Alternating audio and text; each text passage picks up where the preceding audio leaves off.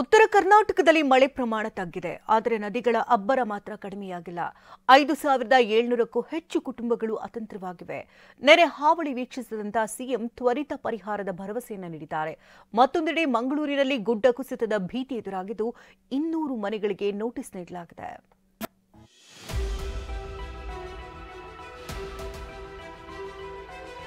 ಬೆಳಗಾವಿಯಲ್ಲಿ ಪ್ರವಾಹದಿಂದ 5,700 ಕುಟುಂಬಗಳು ಅತಂತ್ರ.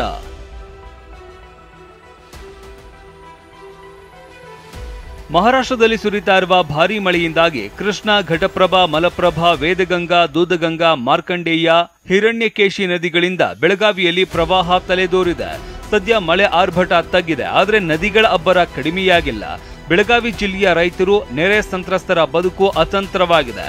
ಬೆಳಗಾವಿ ಜಿಲ್ಲೆಯ 7 ತಾಲೂಕಿನಲ್ಲಿ 50ಕ್ಕೂ ಅಧಿಕ ಗ್ರಾಮಗಳು ಪ್ರವಾಹಕ್ಕೆ ತುತ್ತಾಗಿವೆ.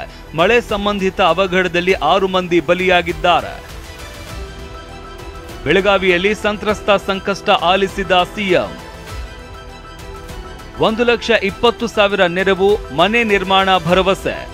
ಬೆಳಗಾವಿ ಜಿಲ್ಲೆಯ ವಿವಿಧೆಡೆ ನಿನ್ನೆ ಸಿಎಂ ಸಿದ್ದರಾಮಯ್ಯ ನೆರೆ ಹಾನಿ ವೀಕ್ಷಣೆ ಮಾಡಿದ್ದಾರೆ. ಗೋಕಾಕ ನಗರದ ಲೋಳಸೂರ ಸೇತುವೆ, ಚಿಕ್ಕೋಡಿ ತಾಲೂಕಿನ ಮಾಂಜರಿ ಗ್ರಾಮದ ಬಳಿ ಸೇತುವೆ ಪರಿಶೀಲಿಸಿದ್ರು. ಗೋಕಾಕ ನಗರದ ಮುನ್ಸಿಪಲ್ ಕಾಲೇಜಿನಲ್ಲಿ ಇರುವ ಕಾಳಜಿ ಕೇಂದ್ರದಲ್ಲಿ ಸಂತ್ರಸ್ತರ ಅಹವಾಲು ಆಲಿಸಿದ್ರು. ನೆರೆ ಸಂತ್ರಸ್ತರಿಗೆ 1,20,000 ರೂಪಾಯಿನ ನೆರವಿನ ಜೊತೆಗೆ ಮನೆ ನಿರ್ಮಾಣ ಭರವಸೆ ನೀಡಿದ್ದಾರೆ.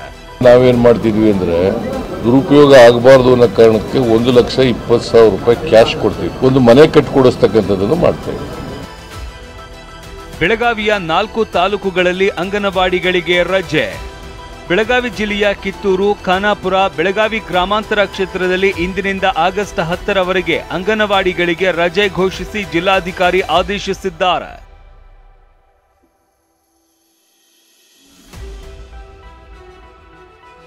ಕಲ್ಲೋಳ ಗ್ರಾಮ ಸುತ್ತುವರಿದ ಕೃಷ್ಣಾ ನದಿ ನೀರು.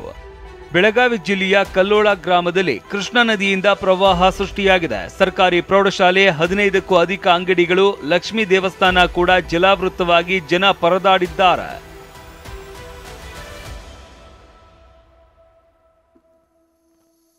ಭೀಮಾ ನದಿಯಿಂದ ವಿಜಯಪುರದಲ್ಲಿ ಪ್ರವಾಹ ಭೀತಿ.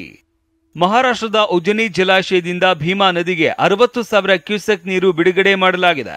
ಇದರಿಂದ ಜಿಲ್ಲೆಯ ಭೀಮಾ ನದಿ ಪಾತ್ರದ ಜನರಲ್ಲಿ ಆತಂಕ ಮನೆ ಮಾಡಿದೆ.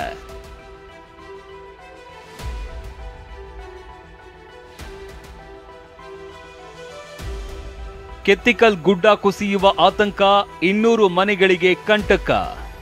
ಮಂಗಳೂರಿನಿಂದ ಸೊಲ್ಲಾಪುರ ಸಂಪರ್ಕಿಸುವ ರಾಷ್ಟ್ರೀಯ ಹೆದ್ದಾರಿ 169ರ ಕೆತ್ತಿಕಲ್ ಬಳಿ ಗುಡ್ಡ ಕುಸಿಯುವ ಆತಂಕ ಎದುರಾಗಿದೆ.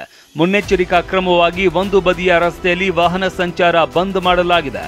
ಕೆತ್ತಿಕಲ್ ಗುಡ್ಡದ ಮೇಲ್ಭಾಗದಲ್ಲಿ 200ಕ್ಕೂ ಹೆಚ್ಚು ಮನೆಗಳಿದ್ದು ಸುರಕ್ಷಿತ ಪ್ರದೇಶಕ್ಕೆ ತೆರಳುವಂತೆ ಕುಟುಂಬಗಳಿಗೆ ನೋಟಿಸ್ ನೀಡಲಾಗಿದೆ.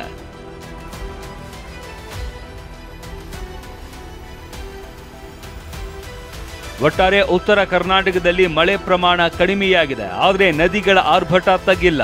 ನೆರೆ ಸಂತ್ರಸ್ತರ ಬದುಕು ಅದ್ಯಾವಾಗ ಸರಿ ದಾರಿಗೆ ಬರುತ್ತೋ ಗೊತ್ತಿಲ್ಲ.